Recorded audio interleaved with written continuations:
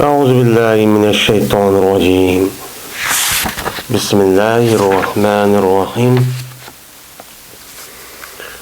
الحمد لله رب العالمين والعاقبة للمتقين والصلاة والسلام على رسولنا محمد وعلى آله وصحبه أجمعين. أما بعد. Bizniki hozirgi boshlayotgan darsimiz Tafsiru Jalolayn degan Qur'oni Karimniki tafsiri bo'lgan. Men xalq o'ttirsidimi shu tasdib qilingan zamondan tortib zamonimizchilik men shu kelgan deb otilib kelgan Tafsir Jalolayn deb kelgan hozirgi tafsir shu tafsirni chum qilib boshlaymiz. Men Allohning rahmati bilan, Allohning muvaffaq qilishi bilan. Unda olgandan keyin Tafsirul Jalolayn ikki buyuk olimninki Qur'oni Karimga qilgan tafsiri degan nima bo'ladi? Gapchi bo'ladi. Ya'ni Qur'onni tafsir qilish. Unda olgandan keyin Qur'oni Karim qanday kitob? Endi buni hammamiz bilamiz zaten, neden biladi? Hem de biliş bir gap. Onu karta bilip şu boyunca düşünüş, şu boyunca hareket kılış o bir gap. Bir yerde bilip koyganlık olan o bilip koyuşunuzun nazarı bir biliş olup onu doğru resmi bir emel kılırsa onunki yüze kork nimip kalıdı o nazarıya olup kalıdı. Bu İslam dinimizdeki ruhani zid. Kur'an'ınki düşünün yüze, halıklarınki yüzünün, benim Müslümanlar ve halıklarınki yüzünün bunu resmi bir taraftan ma'lumotlik va saviyalik qilish bilan birlikda uni shu bo'yicha nima qilish, bilish, tushunish, anglash va amal qilishdan iborat bo'lgan, shu asos, shu maqsad, shu qilgan bir ilohiy nima dastur, ya'ni ilohiy kitob. Unda o'nkin Qur'oni Karim hammamiz degandek buningdan mana bu 1400 yil burun, ya'ni payg'ambar alayhissalatu vassalam Peygamber bo'lgan zamandan tatip meni Peygamber aleyhissalatu vesselam şu 40 yaşga kirgan zamanda tatip Peygamber aleyhissalatu vesselam ne bo'lgan meni Alloh taolo tarafdan Jibril aleyhissalatu vesselam orqali oniki labzisi va ma'nosidan birga Qur'oni Karimniki o'zi Muhammad aleyhissalatu vesselamga tushgan. Muhammad aleyhissalomga tushib boshlagan.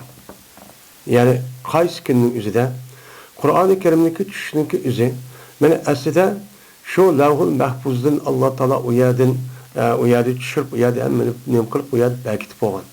Bekitib bo'lgandan keyin uningdan keyin mana Baytul Izza deyotgan, mana shu Baytul Izzdan o'ziga bir ulguchi tushib, undan keyin Baytul Izza bo'lgan birinchi qat osmondan Jibril alayhissalatu vassalam mana bu 23 yil muddatda shu payg'ambar alayhissalatu vassalamga yani her xil vaka yüz bergen vaqtida şu vakaga asosan yoki ta'limot yoki irshad yuzasidan mushtan nima qilgan parcha shu tushgan.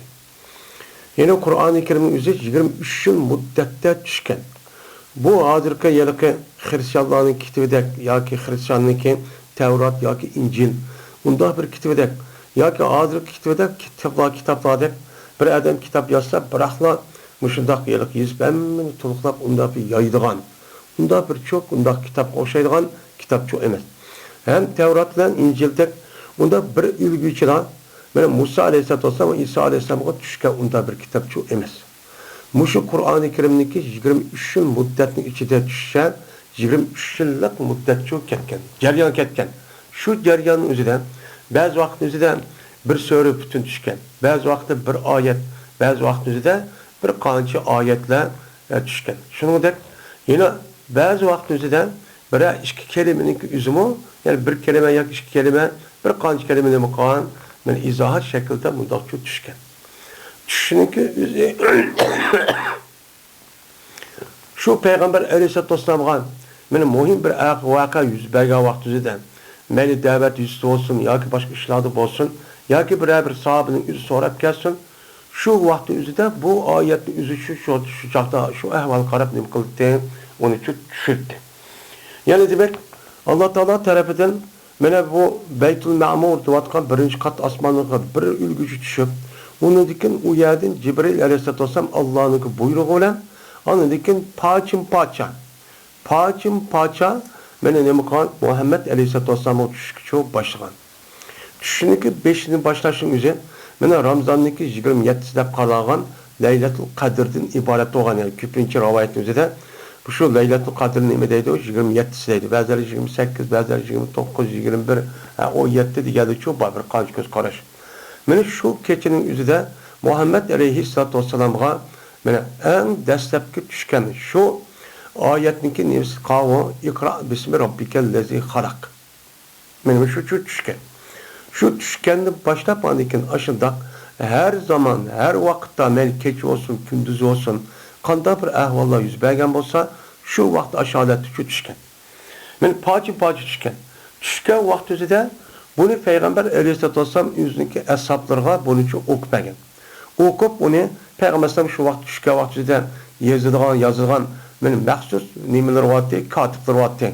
Benim 4 tane ki 7 tane digedek benim meşhur müştak katipler vardı. Onu da başka sahabınınki hemmisiga kichik vala qandaq biraz öğretgendek men aşı umumizlik hem parça hem ayrım müştak ulağını qan öğretgen. O öğretip aşta Kur'an-ı Kerim buncha düşünüp bir vasıta Peygamber'den ağandaki şu buncha amel qilib onu çok aşta çok amel çok qan. Unda olarken Kur'an-ı Kerim'deki üzeri Allah Teala tarafından Cibril Aleyhisselam'a Cibril Aleyhisselam'dan Muhammed Aleyhisselam'a Muhammed Aleyhisselam bir adam. Muhammed Aleyhisselam'daki iman etken sahabının üzerine hemmisi şu yetken. Bu Kur'an-ı Kerim'deki bizge yetişinki mine zincir saman şeklinde muşu. Kur'an'daki bizge yetip müştak adetke yetişin. Muhammed Aleyhisselam'dan yani bir kanç 100 adam. Bir kanç nime 1000 adam. Ben iman etken adamın hemmisini imkan bunu bir üç ağızlıma Kur'an-ı Kerim madetini imkan ola anlayan. Anlagandaki bu Kur'an-ı Kerim'in aşağı düşkende şu canlısı sahabının hemmisi şu güvaç olan. Hem 12 gayrı olan Mekke müşrikleri 23 yıl. Yani 13 yıl müddetin içinde Mekke'de düşken vaktinde Muhammed Aleyhisselam'a Allah'da düşkenliğini ki o yerde diyen bazıları bunu işinip imançı etken bazıları boğan kapırçı boğan. Benim şu vaktimizde Kur'an-ı Kerim'in şu yad edip, şu öğrenip, şunu bilip kanın hemmesi sabitti. Sahabinin yüzü anıdaki Peygamber'e vefat olgandayken onundaki sahabeler yüzündeki kalan tabi-illah'a. Tabi-illah tabi-illah'a müştakçı yetkizgen. Yetkizmiş arkalık bu Kur'an-ı Kerim. Yani Osman radıyallahu ta'ala'nın şuradaki Ebu Bekir radıyallahu ta'ala'nın ki yani onu bir yığıp bir ekiliş veren onundaki resmi mushaf şekilde Osman radıyallahu ta'ala'nın zamanında Osman radıyallahu ta'ala'nın ki yani buyruğu olan resmi kolumuzdaki mushaf yani kitap bir şeklinin üzücü mücessemleşken. Müştakçı boğan. Benim muş işinin üzerine Peygamber'e vefat boğandayken muş ceryanın üzerine şu işini kıvatkalların hemmisine sahabe. Şu vaktimizde Kur'an-ı Kerim'i okuyulan bu kişilerin üzerine eğer mushaf boğan başını qarab okuydu, olmasa hemmisi Kur'an-ı Kerim'i ağızdak okuyduğun gibi. Yani bir adam yüzün balı akıllargan, tuqqanlargan, eğer alim bilgen bolsa, onu kopup yüzün tuqqanlar zincir samanmışlar öğütüp, onu dekin kitap kılıp resmi halkın oturup ta nimqana kadar ağızdaki müştak yadı ağızıp okusup çok kegen. Yani bu sahabiniki devrede ve tabiinin devrede müştak çok bardık kegen bir iş. Doğalıken bununki mine şu ravayetka şu Kur'an-ı Kerim'i biz nimqanız ona Kur'an depçe işledimiz. Onu da yani Tevrat ya İncil'de bir ülgücü kitap bulup bunda düşken emez. Paçın bazılarındaki bir söre, bir ayet ya bir kançı ayet açtağını mıqan düşken. Yani müştak düşken ibaret müştak çok boğan. Bizim kolumuzu kelgeni çok müştak nima ibaret. Hem de Kur'an-ı Kerim'in yüzü, ben Kur'an-ı Kerim Allah Teala yüzündeki şu ayette Kur'an dediğinde Kur'an'ın yüzü Allah Teala'nınki mutlak hakiki nemisi o sözü. Söz oluşta onunki hazır okulatkan Arapça telaffuz şundak onunki manisi Allah Teala aynen açtak Cibril Aleyhisselam arkalık Muhammed Aleyhisselam'ın Kur'an düşken. Bu söreniki ben aşu Kur'an'ın 5'ine elhamdü bismillah başlap onunki ahir kançı nime ve nas sör nas kişi boğan ardıkken hemmisi baştak düşken. Lakin Qur'oni Karimniki hozirgi bizning qo'limizdagi ma tartibning o'zi Payg'ambar alayhisolatu vasallam Qur'oni Karim tushgan vaqt undaqcha emasdi. Undaqcha tushmaydi. Undaq tushmay ba'zanlar mana ba'zanlar ayrım tushdi. Unuga Payg'ambar sallam nima oyatni o'zi falon so'ni faloniga qo'yinglar deb katiblarga vahiy yozgan odamlarga ashtaqchu deydi. Deyish orqali mana har xil shaklda mushtahni Qur'oni Karim mushtaqchu tushgan. Tushgan bo'lgan ekan, mana bu e'tiboran u katiblar shu Qur'oni Karimni Payg'ambar sallam nima degan bo'lsa, boya yozilgan ma degan bo'lsa, bu Qur'oni Karimniki o'zi anadikin u tartib bilan shu bo'lgan. Ammo tushda mushtaqchu tushgan. Shu Qur'oni Karimdagi başta Alhamdu, unundaki Sure Bakara, unundaki Sure Nisa'da hozirgi tartib bilan qo'yishning o'zini uni nima deydi? Uni tavqifiy. Shu deydi. Tavqif degan gapning o'zi, ya'ni bu insonning qo'lida kelgan ish emas. Buniki mushundaq shakllanishi o'zi Alloh taolo tarafdan Muhammad alayhisolamga uqtirish orqali mushtaq nima qilgan uni Bektilgan bo'lgandan keyin bu yerdagi oyatniki u tartib intizomi, hozir tartib shaklining o'zi undaqcha emasdi. Mana ba'zi so'raning 5 bir qancha mesela Iqroning 5 oyat tushgan. Undan uni qolgan oyatda uni boshqacha tushgan. Mana mushundaq tushish orqali tadrijiy mushtaqni qilgan boshlagan. Qur'oni Karimniki tushunimizniki o'zi ikki xil ayrildi. Birisi Makkada tushish, yana birisi shu Madinamda tushishdan iborat bo'lgan. Mana mushtaq nima qildi? Artıldı. Mekke'de çıkan sureninki yüzü kança 83. 83 tane sure Mekke'de 13 yıl ceryanında çıkan. Hem de Medine'de çıkan yüzü 31 tane. 31 tane sure Medine'de çıkan. Medine'de çıkandaki şuna toplam bu Kur'an'nınki umumuzluk muştak atılışınki yani Kur'an-ı Kerim'in surenin sarısı, sureninki sanı kança 114. 114'teki 83'e Mekke'de, mana 31'ninki o'zi Madina'da nima qilgan tushgan. Shuna toplam mana yo'g'lisak 114 sura tushgan. Mushtaq tushgan. Tushgandagi tushniki jarayoni shu mushtaq. Endi Qur'oni Karim degan mana bu ilohiy deb taraf bo'lib, bu Qur'oni Karimniki o'zi ham arabcha ham uniki ma'nosi har ikkisi Alloh taolo taraf bo'lib, endi buni tafsir qilish va tarjima qilishdan iborat bo'lgan bir xil shakl bor. Endi sahobaning davrida tarjima qilinmaydi. Ham payg'ambar ulamo shu Qur'onni tafsir qilib hozirgidek undaq shu qilmaydi. Chunki ularniki shu davrning o'zida, sahobaning o'zida ularniki tabiati rasmiy arabniki qadimiy arablar bo'lib, ularga hech qanday vaqtida chet eldan g'ayri bir tilniki kirib qolishi yoki ularniki tabiati asli arablikdan uni chettab ketishdan iborat bo'lgan unda bir holat yo'qdi. Shunda bo'lgan ekan ular bir vosita ular Qur'oni Karim ular o'qib ashta qilsa darhollik ashta tushirdi. Agar tushirmagan ya bo'lsa payg'ambar alayhisolatu vasallamdan buni uchun so'raydi. Shu u yerda tafsir vujudga kelganicha yo'q. Endi sahobalarniki keyin tabiinlar chiqdi. Tabiinlarniki davrining o'zida mana u Qur'oni Karimning o'zi u chog'da ba'zilar bunaqa tafsir qilib yozgan bo'lsa, lekin u chog'da bo'lgan tafsirniki asosi og'zo ketdi. Sahobalarniki ichida bo'lgan mufassirlarning o'zi bir qancha sahobalar cho'p botdi. Uni mufassir deb namagan. Abdullah ibn Abbas, Abdullah ibn Mas'ud, Zayd ibn Haris deganidek mana olamni shu sahobalar botdi. Mana bular Qur'onni nima qildi, ashtak tafsir qildi. Shuningdek payg'ambar alayhisolatu vasallamniki mana duosining o'ziga Abdullah ibn Abbas radhiyallohu ta'ala anhu bo'lgan. Buni payg'ambar sallam ne degan? Allohumma allimhu ta'vil. Ey Alloh, bu Muhammad ibn Abbasgan Qur'oni Karimni tafsir qilishni nima qilsa o'rgatsinlar degan.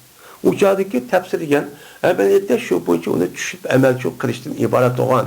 Uning ichidagi ma'ni tushungandan iborat bo'lgan narsani deydi, uni ta'vil deydi. Kinodagi ta'vildan tafsirniki ikki ma'nosini nima qildi, o'zgardi. Mana mushundaq bo'lgandan keyin uningdagi tabiiy tabiin, uningdagi mushtaq shakli va uningdagi rasmiy kitob bo'lish shakli uchun ravoy taraqqiy qildi. Kitob bo'lish shakl qilib, bu tafsirlarning birisi Ibn Jarir, eng mashhur bo'lgan tafsirning birisi bu, yana birisi nima? Tafsir Qurtubi, uningdagi tafsir Ibn Kesir rahimehullah'nınkin ve şunundak tefsir Begavi en kadimin, en meşhur, en işençlik tefsirde qaragan tefsirlerinin qatarını çoğu bu. Şimdi müştak olgan tefsirin üzü. Şimdi Kur'an-ı Kerim'deki üzü bu 114 sure olup bu iki kıl bölünüp Mekke'de ve Medine'de Kur'an düşken. Bu Peygamber Aleyhisselam'dan. Şimdi Kur'an-ı Kerim'deki şu elhamdülillah tatip, bismillah tatip şu ve nasıl karşı bu an ağırlıklı Kur'an-ı Kerim hemmesi şu. Bu Arapça tilden, Arapça hurufu hicaiden terkip tapkan o Arapça hicayin hurufu hicaiden terkip tapkan bir kelime oldu. Kelimeden kalam buludu. Bunda varken 28 harften terkip tapkan Arap'nınki kelimesi muşun dedi. Kelimeninki yüze anadaki kalam buldu. Bununki lafzizin yüze Kur'an-ı çok kerim. Bunda varken Kur'an-ı Kerim'deki muşu elhamdülillah tatip, bismillah tatip ve nasıl karşı boğan harflerinki sanı kança. Bunun muşu tatip hem mesela muayyen sanı çok bak. Hem de bu sanı yüzden her bir önümalarımız bu yani sanat zatsı azrak ilgisi pası çıksın mı hemmisi umumi taraftan onun çok bir taraftan okşap gidiyor.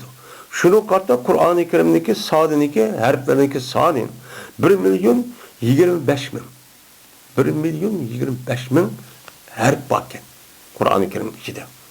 Hem de Kur'an-ı Kerim'deki ayeti 6.666 ayet. Hem de bunu da belki 6.630 ayet ya unutacak azdaydı. Bu bir kışkıran bir ihtilafı var. Ama umum müzikten müştak çok yaygın. Yani 6.666 ayet. Şunu da bu Kur'an-ı Kerim'deki kelimesi. Harfine 1.025.000 dedik. Bununki kelimesi kança desem 77.405 kelimeden terkip tapkanken Kur'an-ı Kerim. Şöyle Kur'an-ı Kerim'de yani hazırki para 30 para andak deyimiz. Bu çağın üzerinde Peygamber'in devrinde bu gap yok. Bunu Haccat Yusuf Sakafi diye bu adamın üzeri sahabelerden övgülüp Kur'an-ı Kerim'deki üzerine şu bazı nimeleri özgertip açtıkça isim koyuş ve akaza kişilerin üzerine açtıkça yazıp ama bunu 30 para, onundakin rubi, öşre, onundan başka solus deydiğen bir şekil var. Şu şeklin üzerine şu Yusuf Sakafi şu yerik sahabındaki övgünü vargan nersi bilen onundaki Kur'an'daki olan söylediğindeki her birisindeki ismindeki üzerine şu sahabının övgünüp açtıkça koyganken. Bu Kur'an-ı Kerim'deki umumisi şu. Yani 1.125.000 harfi 77.405 kelime 116 sure şunu da hazır umumisi atılıvatkan 30 para muşlumdaki ibaret. Umumisi Kur'an-ı Kerim buldu. Şimdi onda olan ki Kur'an-ı Kerim şu. Kur'an-ı Kerim'deki uluklığı zaten hemimiz bilimiz Allah Teala'nın sözü olup her kandak sözdeki en alisi şu boğumludur. Şunda Kur'an-ı Kerim'deki içi dıvatkan, şu dıvatkan gapning üzü emniyet uygun boğan hemmisi nime o hakiki. Nime o emniyet uygun. Hiç kandak vaktin üzüde onunki içindeki malumat ve mezmun hiç kandak vaktin üzüde emniyeti yok. Ya ki hıyadi bir nersi çok emez. Şimdi Kur'an-ı Kerim'deki içinde desek ulumul Kur'an dep bir minç kitaplar var. Şunu da usulü tefsiri Kur'an-ı Kerim deydiğen müştak bir nime var, bir kanç pençu var. Bunun içinden Kur'an-ı Kerim'in içindeki ilimler ve kançık bölünüdür. Şunu da Kur'an-ı Kerim kandak tefsir kılmaz. Onunki tefsir kılıştaki usulü değil mi? Diğer dedek bu Kur'an'da adır tefsir kılıştaki tunç katım okuyan boğandaki bu nersedeki üzerine ayrı bir pen kılıp onu nemkalı kişiler okuşu gerek. Anladaki bunun nemkalı olduğu da o yerden okul. Lakin şundak bolsa Kur'an-ı Kerim'deki üzülen tefsir kılıştaki üze bu nema onunki alay usul kaidesi çok var. Bir adam bir nem kılamaydı onu tefsir çok kılamaydı. Hem de onda oğadaki tefsir diyen neymi? Biz Kur'an'ı məlum cəhətdə onu oxuyan bulduk. Onda oğadaki Qur'oni Karimning o'zi mana shu alhamni bismillah tatib alhamni tatib va nas kelgish bo'lgan hammasi Qur'oni Karim. Qur'oni Karimniki Allohniki ham lafzi ham ma'nosi nima? Allohning so'zi. Unda bo'lgandan Qur'oni Karimniki tarjimasi va tafsirchi. Qur'oni Karimniki tafsiri va tarjimasi o'zi Qur'oni Karimchi emas. Nima Qur'on emas? Chunki Alloh taolo Qur'oni Karimda biz Qur'onning o'zi arabcha til, lisonan arabiyyan mubin. Biz Qur'oni Karim o'zini arabcha uchiq arabcha tilda nima qildik? Uni mushtaq tushirdik degan mazmunchi oyat bor. Mana uni asosan Qur'onning o'zi qachoniki o'ziniki lafzidan ayrilib qarab, uniki tafsir ma deb bir yer yozibdi yoki tarjima qilib yozibdi. U vaqt o'zida bu Qur'oni Karim deydigan narsa hech qanday cho'ng ahamiyati bo'lmaydi. Qachoniki agar bundoq bo'lgan bo'lsa, beshiga yoki yon bir yerga Qur'oni Karimning lafzini yozadi, yozgan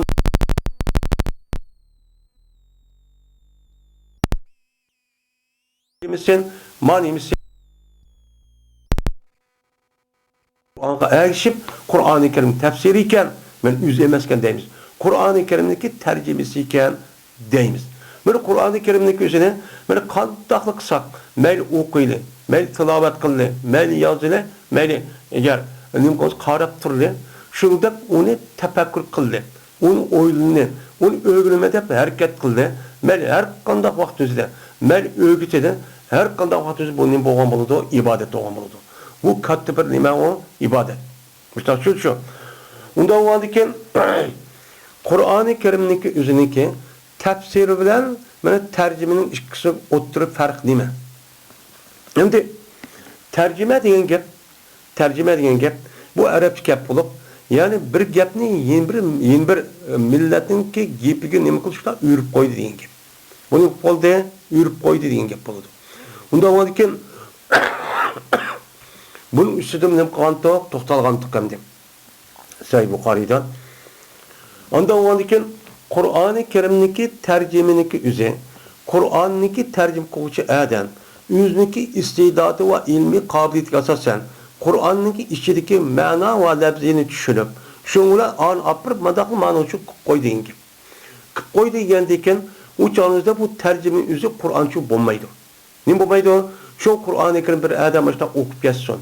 Yoki olmaydi namozda yoki boshqa bir yerda o'qisa ayrim uniki lafzini o'qimay ibodatchi bo'lmaydi.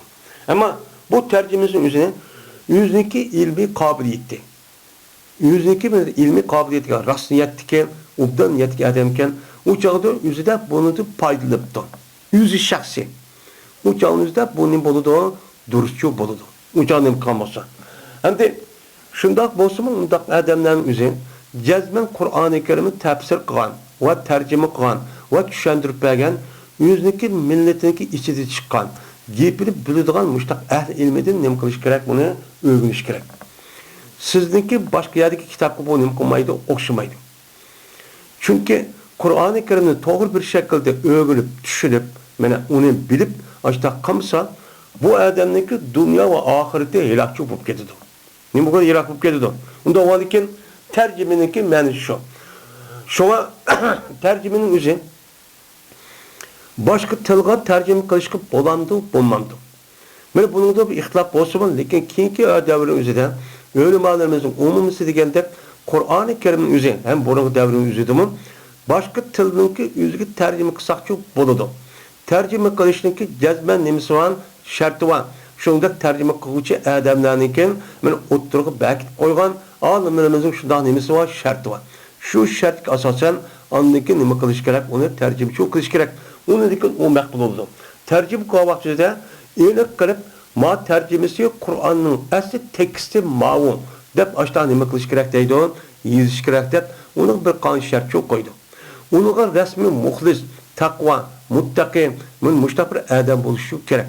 U arabcha tilniki, bu arab tili bo'lganki, arab tilniki, fusha tilniki, uniki lug'at ma'nosini, shuningdek sarf, nahviy, balog'at, mana usul tafsir, mana nima fiqh va usul fiqh deyotgan.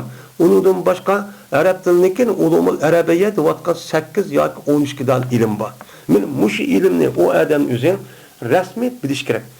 Bilgandan boshqa bu odam rasmiy niyati xolis bo'lib, hech qanday uniki fikri boshqa yerda unday yomon maqsad ekan, bat mazhab, men ozg'un bir qilar. Ninki yoki islom dinimizniki dushman bo'lgan ulardan ilg'at fikr orqali qilingan bo'lsa, u chog'da bu tarjima bo'lmaydi. Mana unidan xoli bo'lgan rasmiy taqvo muttaqi sodi, mana Alloh rizolig'i deydigan, mana arab tilini mana shu shart 8 yoki 12 fanning o'zini rasmiy bilib voyaga yetkazgan xalq o'tirsa bu olim bu katta adam deb maqbul bo'lgan adam o'zi buni uchun tarjima qilish kerak. Anladiki bu tarjima o'zi ikkinchi fitilga tarjima qilgan vaqtimizda u chog'da maqbul bo'ladi deb bunday nima qiladi unaga qaraydi.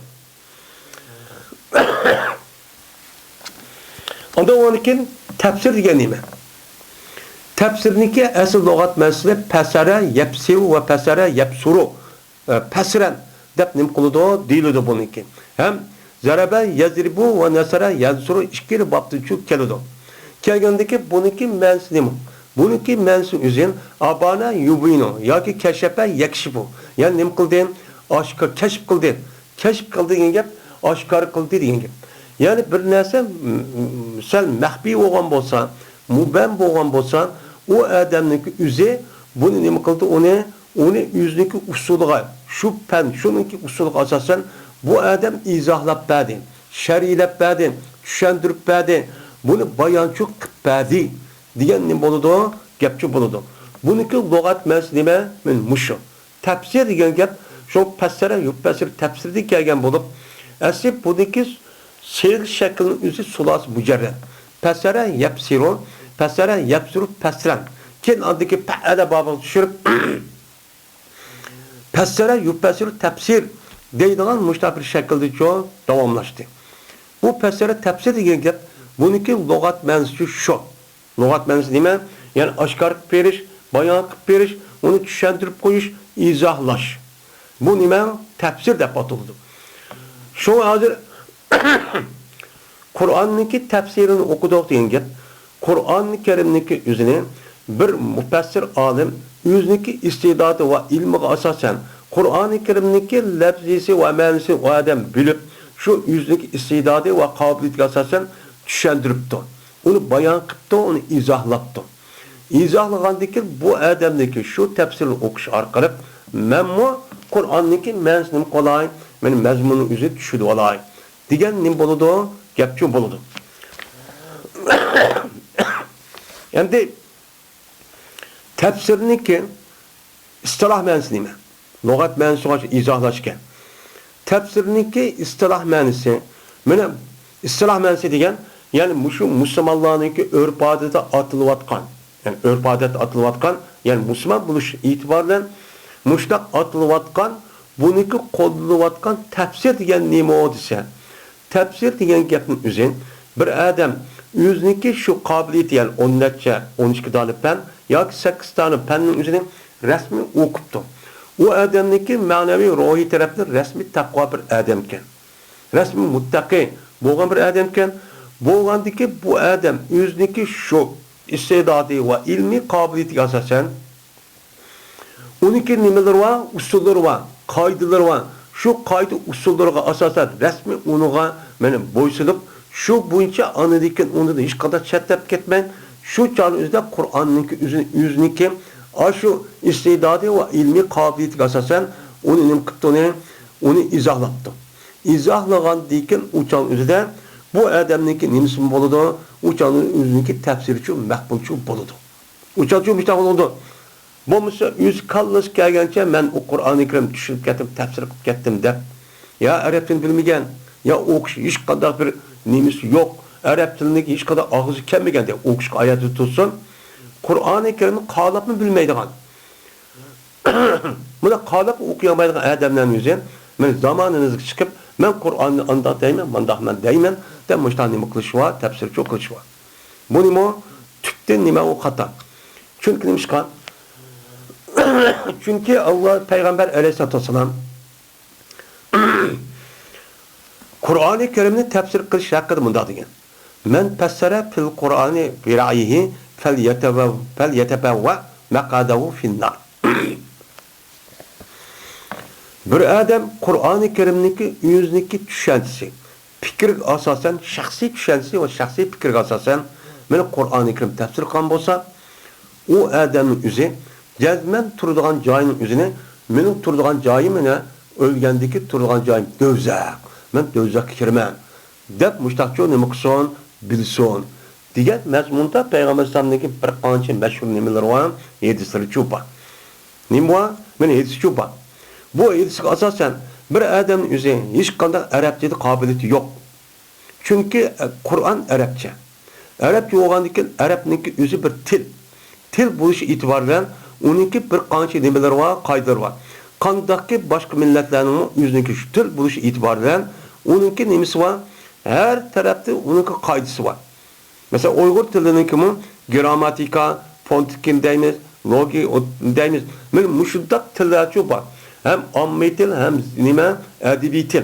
Deydiğen müştabir til var. Şu tilinin üzerinde bu adam bilmeyi durup ben Uygurca bilmeyen dişi bulam da bulmaydı.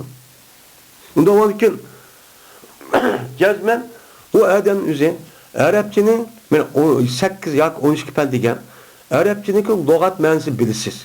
Bu mənisi niye mi? Çünkü Arapçının gep bu başka milletin tili degen gep. Onu Uygurca ağrı, yürüydü degen gep. İkinciden o adamın üzerinde resmi logat mənisi bilip boğan deken andaki serpninki kaydısı biliş gerek. Üçüncüden o adamın üzerinde nehvi kaydısı çok biliş gerek. Dördüncüden ilmul balagat vatkan bununki içindeki üç var. Üç ne var? İlmul ma'an, ilmul bayan, ilmul bedi. Benim divatkan şu üç nersi var. Onunki üzerine resmi pişik çok biliş çok gerek. Onun da başka Kur'an-ı Kerim'deki onun da başka o adamın üzerine resmi doğru tarafta düşürmem, bilmem diyen olsa o çağımızda fikri ve usul fikri. Bunu ne kılış gerek, onu biliş gerek. Şunda ilmi tarih ilminin resmi ne kılış gerek. Mesela Peygamber Sallallahu ne degen, İslam ölümaları ne degen. Bunu asasa bunu çok biliş gerek. Bilgendeki mesela ilim miras deydi. İlim miras ve onun başka Arap edebiyatındaki kadimi Araplarınki işitivatkan şiirinin üzerine yazgan mesela muhim nemeler var. Şu vakti okuyan her divan mutenebbi ve onun başka hammasi diye işte kitaplar var. Şunu da Sebi muallakat diğerlerken o cahil devrinde yazılan bolsun. Çünkü Kur'an-ı Kerim şu vakti çizim Kur'an düşken. Düşken bolgandaki bu adamın şu şiirini okup, şu kitabını okup, ondaki qandaq o adam, Kur'an müştak dep dikenen dep bildiğin gibi. Men müştak näse üçün nima qilish kerak bo'ladi? Men uni uchun bilish kerak. Bilgan vaqtimizda anlakan uni to'shog'idan yuzga rasmiy bir ilm, rasmiy mukammal mujassamlashibdi. Mujassamlashganki buni qarta bu adamlar rasmiy qobiliyat, istidodchi yetadi. Endi tafsir qilishda endi uniki lafziy va men shunda bo'lsin, yeni bir tafsir qilishning o'zida bu ilmiy muhaba deydigan bir shaklchi bor. Bu müştak buluştu başka Allah Teala o adam takva olgan bolsa, takva bolgandikin şununki takva sarı ubdan yaxşı adam bolsa, bu adamga müştak ilham yak olmaydı düşençinin üzün ulağını kılgan gap, berdiğen gap. Bunu vasıtası şu ölümalarımızdaki üzü Kur'an-ı Kerim'de tefsir kılıştan neyim dep ataydı iki. Birisi Kur'an-ı Kerim'in üzü bir rivayet. Et-tefsir bir rivayet dep. Peygamber Aleyhisselatü Vesselam'dın, sahabildin, tabi'in ve müfessirlerdir rivayet kan muşrik asas kılıngan nime o tefsir. Yine birisi tefsir biddiraya deydi. Yani bu tefsir biddiraya Kur'an-ı Kerim'in yüzdeki ilmi istidadı asasen, kabiliyet asasen. Mesela bu tefsir bayanındaki, tefsir biddirayındaki nimesi mesela şu nimden tefsir Celalen ve tefsir Beyzavi depmişler deyimiz. Onun başka Seyyid Kutup'niki Fizilal Kur'an deydiğen nimva tefsir var. Muş tefsirin yüzü adırlarını anca tefsir edip atmışsın. Lekin yüzün kabiliyeti ve istidadı asasen yüz Arap boğan diken, okuyan diken bu tarafta müştahidim kılan gap onu dirayet edip atılan gap. Yani çok tarafta müştahid üç kat oldu. Unda olarken eğer muşundak bir takva muttaki adam bu kalgan olsa uçan nima o onun tefsirinin yüzü Peygamber Sallallahu at diyen sözün üstü kirmeydi. Eğer unda kalmay yüzü o fikrinin yüzü başka bir yerde erip Mana bizning Uyg'urning ishimiz bor, o'zini aytib bu fakir sanab ketgan. Qur'oni Karim tarjimasini qarab, to'g'ri Qur'oni tarjimasini qarab va uniki Uyg'urcha tafsiri qarab, Uyg'urlarning ichidagi narsa qarab, o'shanizda buni tushunchasiz qilibdi. Rasmiy tushuncha. Aslida Qur'onni tushunishi shu. Shunda qanday o bir gap. O'sha o'zi tushunmayapti bu gap. Ammo men boshqa uni bilmaydi, u bilmasam men o'zim bilgan kishi deb men Qur'onchi deb yurib taqqan bo'lsa, buniki oqibati ig'ir darajada xatar. Endi bular Qur'onni deb diskussiya unmaydi-ku payg'ambar Muhammad degan bo'lsa deb unmaydi. Men qildim-ku men. Chunki ular deydiki, Muhammad alayhisolamning pochtkashga o'xshadi. Ya'ni Muhammad alayhisolamga Alloh taolo Jibril alayhisolam orqali Qur'onni shunday yetkazdi. Yetkazgandiki bu odamning ishi tugadi. Tugandiki unidagi Qur'oni Karimni har odam o'zi qalisi qarta, ashtan nim qila oladi, bila oladi va tushuna oladi. Bu eng yomon xatar masala. Bu nima bo'ladi? Hech qanday dunyoda bir narsaning o'ngchilda yashayotgan narsa yo'q. Her bir narsaning o'zining shunday o'zi yashayotgan har qanday ish va kasb, har qanday narsaning bir ilmiy bir nimasi usuli qoidasi var. Şunu o'qiydigan gap, shu bo'yicha qiladigan gap. Shunda bo'lgandan mana usul tafsirning bir nima va usul qoidalar va qandaqki usul tafsir degan kitoblarda ko'p deganda. Unda bo'lgandan Qur'oni Karimdagi tafsiri mushundan nima iborat. Mushtaq tafsir qilgan bo'lsa, shu sharoit, mana shu maqsadga odam yetgan bo'lsa, shunda bir iste'dod bo'lgan bo'lsa, andiki bu Qur'oni Karimdagi tafsir bo'ladi. Bu tafsirning o'zi mana bu makan va zaman qarab o'zgaradi. Chunki bundan burun tafsir qilgan olim va ulamolarimiz, mufassirlarimiz o'ziniki ilmiy va iste'dodiga asosan u odam o'zi shu yashayotgan ash muhit va makan zamonga qarab bu odamning o'zi shunda Qur'oni Karimni shu tafsirchi qilgan. Unda bo'lgan bu Qur'oni Karimning o'zi qiyomatga bir kitob bo'lgan ekan. Bu qiyomatga zot Qur'oni Karim İnsanlar qanchaki taraqqi qilib ketdi deb nim qilsin, hamma tarafdan eng ustun darajada shu turdi. Undan keyin Qur'oni Karimniki har qanday davrimizda jazman ustun darajada turishi kerak. Undan keyin har zamonda o'zidagi bir davr bosqich bir yer kelgan bo'lsa, Qur'oni Karimniki o'zi shu davrda yashayotgan shu insonniki shu qobiliyat isot asosan buni uchun tafsir qiladi. Ko'pin shu ashta. Lekin uniki ba'zi bu tafsir va tafsir va o'cho burada qandaq tafsir qilgan bo'lsa, kunimizda aynan buningki tafsiri o'zi nima maqbul. Nim qildi shu bo'yicha tafsir qildi. Mana oyatda deganimizda tafsiri Jarir, tafsiri Tabari, tafsiri Ibn Kasir, tafsiri Bag'avi, shuningdek tafsiri Jalolayn, Bayzavi deydigan va uning boshqa jiq tafsirlar maqbul bo'lgan nimalar bor, tafsirlar ko'p. Endi uningdan boshqa shundaq tafsir olmamızda kısmen açtanım kullanırken özgürlük zamanın özgürlüşüyle makanın özgürlüşüyle. Böyle makanın özgürlüşüyle deginin bir adam bir coğrafiyelik ya bu iklim bir yer yaşayan olsa coğrafiyelik orunda o adamniki şu an bilgen, düşüngen hem Arapçanın üzerinde kitap görüp kısmı lekin görüp düşünüş arka şu yerdeki cemiyet ve insanların kanda ikkenliginin böyle biliş arka Kur'an'ı seliştirip Kur'an'ınki nimesi karşı torike karşı tap kıldı. Unda varken o makanın özü şu yerge kartta çok bulunan ki. Unda varken ulanınki kan, o yerdeki kan ki adamın tefsiri başka yerdeki çok hoşumaydıgan ki. Ne kumaydı o? Başka kanın hoşumaydıgan ki. Mene hazır devrin özüden, mene birisininki özünün devleti var. Naydi. Nime o? Mene hemme de özü kılalaydıgan, onu kovdayan bir devlet var. Özü akıbet başka olsun. O devletin özüde kan tefsirilen, mustemlike, muştak harnıvatkan bir devletin özüden Açta bir alim ölüme yetişip çıkan olsa, onunki kan tefsirinin özü cünüp kılmaydı o, belki çok okşamaydı. Yani okşaması zaten zıt demez. Yani o adamın özü, özü yaşavatkan makandaki insanlarındaki emri, ehvali, nimini ve ihtiyacı, bunu köz tutup andaki nim kılınırken, bunu tefsir kılınırken. Yerdeki insanların özü şu mustemdeki har oğan, müştak ve iramı boğan, o yerdeki alimlerin özü şu devir, şu yerdeki insanların nimini pek ihtiyacı var. Qaysi tarafda buni pekkerek tefsir kılgan ki. Benim müşterilerim kumaydı birbirisiga, benim müşterilerim çok okşamaydı.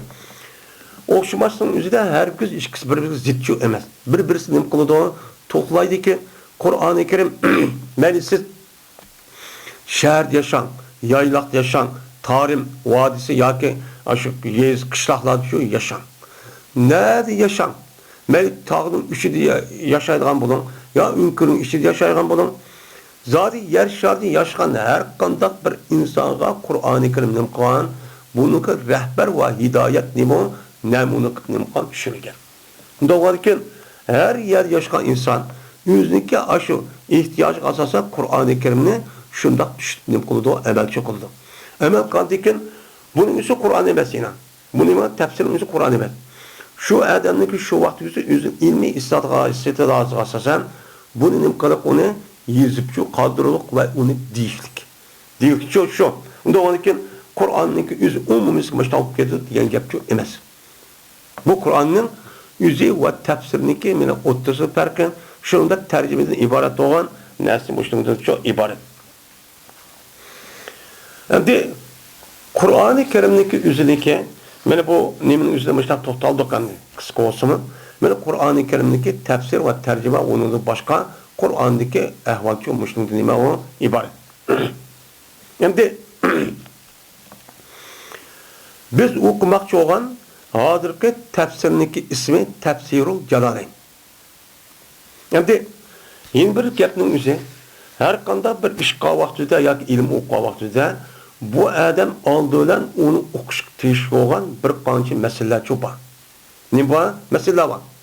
Shu naskarani o'zi bu adam aniq qilib, tushunib, bilib ashda o'qigansa, ondaki bu adam qandaki boshda qiziqib o'qiganda bu ilm bu ya tefsir ya kitaplarning o'zi tugaganga qadar nim qilgan gap unuga qiziqib o'qib, zerikib shu qolmaydigan gap. Şuna ilm o'qishdan burun o'lim olimimizning degandek, men 10 necha dona nima shu bor. Shu narsani jazman o'quvchi odam o'zi jazman buni bilish kerak. Bekada bir çok emas. Buni g'oyib maqsad bo'lish kerak. Chunki biz nima bir inson, bir aql, men nima aqlli fikr qila oladigan, uni kelgusida mundaq tajribaga asosan bila oladigan, ham yomon yaxshini bila oladigan, foyda ziyonni nim qilgan bila oladigan inson. Unda o'g'anki buni asosan o'lim olimimiz bu yerda 10 dona nima shu beksiklik. Bununki birisi haddi deydi. Yani o ilimdeki mahiyeti nima? Bunu mahiyeti nima? Bunun için bilish kerak. Men o'qimoqchi bo'lgan Qur'oni Karim tefsirniki mahiyeti nima? Bu bir. İkinchisi Qur'oni Karimniki mavzui. Nima? O ilimdeki mavzui. Yani tefsir ilminiki Kur'an'niki kıvatkat tefsirniki asas teksti nimi tetkik kılıdı. O nimine Kur'an-ı Kerim'niki Arapça düşkendiyken, Arapça düşkendiki şu Kur'an-ı Kerim'niki lafzisi Arapça olan iken, bununla Kur'an-ı Kerim Allah'ın sözü olan iken, bunu kartta men Allah'ınki maksidi ve ilahin, men adalet ilahi, men vehinin üzüm kandak şekil bileydep, açta kılgan Kur'an-ı Kerim üzü çup olan gibi. Bunun için buludu. Beni bunu desek. Üçüncüden, Kur'an-ı Kerim'nin mesela o ilimdeki koyga adam kim? Onu biliş gerek. Bu ilimi kim peyda kıldı? Onu okumayıp karşı okuş. Bunu da okuyacak. Lakin bunu okuyan bolsak tehimini boğamalı da, uptançı boğamalı da. Kur'an-ı Kerim'in tefsir koyga adam kimin? Başta Muhammed Aleyhisselam, onundaki sahabeler, tabi'in ve tabi tabi'lardan ibaret olan ve şunu da onundaki İslam dünyasında meşhur olan alim ölüm alimimiz bunu kartta nemini koydu, bir menşi kayda usullarını çok koydu. Şu koygan usul var, şu bucu andaki biz bunu bilsek, şu bucu tefsir kısak andaki nem olan gap, onu bildiğin gap. Şu an her kanda bir ilini kim koygan başta, kim icat kılan, bunu bilmeyi çok olmaydı. Nemi karşı okuşakçı olmaydı. Yine birisi Kur'an'ı mesela ilimdeki istimdat. Yani onunki nereden faydalanırız? Yani onunki kiriş menbesi değil mi? Bunu biliş gerek. Bu ilim nereden geldi mesela? O ilim nehviye serpini okuduk. Bu nereden geldi bu? Bu Arap'ınki nime? Kur'an, hadis ve onunki nime? Arap edebiyatı geldi kanunun üzerine. Yani nehviye serpinin. Bunda onunki tefsirin şu. Tefsirinki kelgen terpi Muhammed Aleyhisselam sahabeleri tabi tabi'indim kelgen muşu tefsiri kıpbergen muşun asasen nime kıldı ve yüzün istidatı asasen şu bir yer düşük kelgen bulundu. Bununki benim menfaat bu adlıgan yeri çoğumuştu dediğim ben ona ibaret. Onda varken biz bu ilimdeki yeni birisi onunki ismini bilişimiz gerek. Biz kitap okuştan bu isim nima? Biz nimani o'qiymiz? Qanday narsa o'qiymiz? Unda o'g'asi ilm bo'lgan bo'lsa bu ilm ismi. Nima o? Ya sarf ilmi, ya nahvimi, yoki tafsirmi, ya hadismi, yoki olmaydi, mantiqmi deganidek buni bilishimiz kerak. Bilgandan keyin andik bu odamning kallasi rasm uchiq bir yiring'ich bir narsa bo'ladi. Undiki u ilm buni qo'llaydigan gap, bu qiziqadigan gap bo'lmasa bo'lmaydi. Unda o'g'adiki bizniki hozirgi mana bu tafsirni o'qigan bu ilmninki nimasi ismi nima deydi? Ilmu tafsir deydi. Nima deydi uni? Tafsir ilmi. Qur'oni Karimni tafsir qilgan ilm degancha nima bo'ladi? Gapchi bo'ladi. Hem de en birisi şu okumak olan şu ilimdeki hükmünü çok biliş gerek. Çünkü biz mümin Müslüman buluş itibarımız öyle. Bizdeki her kıldak kalaklarımız üzerine cezmen Kur'an-ı Kerim hadis Resulullah uygun buldu mu bulmadı mı der. Bunu kartta özümüz için okuşumuz gerek. Bunu kartta onun için özümüzle resmi sorapçı duruşumuz gerek. Onda olanken her bir işimizi uçta olanken onda olan biz okumak olan ilimdeki hükmü nime? Kaysi kirdi o? Nima o? Hüküm degan Allah'ın hitabı. Unda var ki bu hitabın içinde farz olanları var, vacip olanları var, sünnet olanları var, mustahap olanları var. Şunun içinden yine mekruh olduğunu var, haram olduğunu var. Unda var ki ben okuyatkan bu ilimdeki üzere nimi hükümünü aldı. Nimi hüküm çok yay kaygızılıdı. Dese bizdeki tefsir ilmindeki üzerindeki hükmü bana bilgen yokluş şart yani birkaç şart tebliğ adamın üzerine her bir rayının üzerinde nima qilish kerak? Şu ilim tafsirini bilib, o kişilerin üzgen, insanların üzgen şu bilgen şu Allah'ınki kelamı olan Kur'an'ınki mensi o hükmü, halal haram, durust emas. Men deydigan muştaq ma'lumotlar. Men bu nima qanday to'g'ri bo'ldi, qanday xato bo'ldi deydigan, uni o'rgatib beradigan bir qancha adamchi chiqish kerak. Ya'ni bu farz kifoya. Nima farz kifoya? Ya'ni u farz kifoya bo'lib onun içinde hiç kadar bir məhəlləninki yaravının içinde bir adam, bunda bir ilim bilmeyen adam olsa, o çağınızda yüzdeki şahsi günah boğandan başka, o adam umumuz ki hem cemaat bırakıp günah alıp gidiyor. Neymiş ki? Çünkü açtık hem adam okusacak şey, eğer hem adam okup bulamaydı. Onun içinde ne? Okup bulamagandıkken onun neticesi onu başka ilimleri okuydu, başka neymişse dünyavi ilimleri, dünyavi fenleri okup takılan gel. Bunun için ayrım bir kişi okuyduğun gel. Onun için məlum bir kişinin üzerine okuyan olsa uçağınızda kalan kişi bulanınki üstündeki günahının boludu, sakıtçı boludu. Bunu çok dış gerek. Onun için bu ilimdeki meselesi nima? Nima meselesini tatkik kıldı? Nima o deydiğen meselenin üzerine? Nima gapni kıldı bular? Bu ilimde. Bunu bilişimiz gerek. Mesela sarf ilmi, nahvi ilmi, mesela balagat deyimiz. Men muş ilimlarınki mesele nima doğru gap kıldı? Mana sarf ilmi nima gapni qiladigan, mana kelime degan nima, kalam mazi, muzari, emr degan nima, isim degan isim fa'il, isim maf'ul degan nima, qanday chiqaramiz buni degan gapni bu masala shuni qildi. Ammo bizniki hozirgi o'qiyotgan ilmu tafsir, ya'ni tafsir ilmining o'zini nimasini gapni qildi. Mana Alloh taolo mana o'zini bunday tunishtiribdi. O mavjud zotgan, o ko'radigan, anglaydigan, o'qiydigan, o zotniki o'zi yüzdeki muş sifatning o'zida Qur'onning ichida deyotgan sifatlar muttasif bo'lgan bir kishi ekan. Unda olarki bu zotning o'zi mana mushda mujozatgan. Unda bu narsa bo'lgan ekan, uning qarta Allohga mana aloqador bo'lgan, mana do'zax, jannat, fursat ko'rgan deganidek qabrda azob bor. Devonida mushta masalalarning o'zini nima qilgan, mushni shu deydi ekan. Unda olarki tafsir ilminiki Kur'an'da okuyatkan hazır tafsirniki meselesi müşrik ibaret. Doğru. Biz hem de oğlandayken bunun bir tercümesi bilmez. Onunki mutlaka haber andı tafsir kılıp andaki bu neymi demekçi? Neymi? Yani Allah yüzü tunuşturandı ya Kur'an-ı Kerim'nin ya ki buruku ötken ümmetler kandak olan, kandak ravajlanan, kandak yokalgan diğerledek o dünyadaki ehvallar kandak. Onda o andaki müştahı diyen ki ben müşrik bilişim gerek. Diyen ki ne boludu o? Yapçı boludu. Şimdi bu ilimdeki en birisi şu ilmi kimki nispet veririz. Yani kim okuydu? Kim bir taraftan mensup olan bir ilim. Dese, şu her ilimdeki mutahassisler oldu. Onunki nimeler oldu? Profesör, doktor, alim, ölüme, Allah'ımlar oldu. Onda varken bu tefsir ilmindeki mi? Bunun nispet taptığın kişinin üzerine yukarı degende bir kan şartı tepliğindeyken Anladın bu adamdan yüzük düşüp bir tefsir kaldı ki bu itibardan bu tefsir ilmi bulağı nime mensup. Şu an nim deymeyiz? Tefsir Cenab-ı mandat edin. Tefsir İbn Cerir mandat edin. Tefsir Beyzavi mandat edin. Tefsir Bagviti mandat edin. Dep tefsirin üzerine müfessir oğa adamlar günüp kılmız nispetçi verimiz. Anda varken hoş onu bunu kıldık andaki bununki yeni bir nesi var. Onun payısı değil mi? Biz müşte okuvatımız mesela cepat atıp onda okuvandikin bu ilimniki bizge ep kelgan bir akıllık insan bolgandikin payısına hiç kadar bir adam kılmaydı pay kılmaygan nersini. Adet kişiken turmuş ders olsun. Pek bolgan bir iş yok. Onda okuvandikin bu tefsir okuştaki bolgan paydı neme? Nemin paydı gözleyimiz? Mana bu payda gözləşin üzrə bizdeki dünya ve ahirette Allah Taala qanda iş qılsaq biz ubdan boldu ekanmiz. Mana qanda qılsaq ziyan tadı ekanmiz. Bunu nima qilish onu bilish. Bunu nima qilish onu bilish. Şundaq özümüzdeki bir insan buluş. İnsan buluş itibarından nima üçün yaratıldık? Nima üçün dünya kip qaldık? Nima üçün qilishimiz kerak? Nima üçün qılmasımız kerak? Mana muşun üçün uqib verish üçün nima qilamiz bunu paydası bilsin. Muşun paydalımız. Dünya mandakken, böyle manası mandakken, anda hopken, mamında hopken de. Bu olandayken biz muş paydını alamen dep anladayken muşu ilmi tefsirinin üzerine mesela limnahvi serpinaşta okan dep bunu mücadele mukallemiz kışta şu okuyumuz.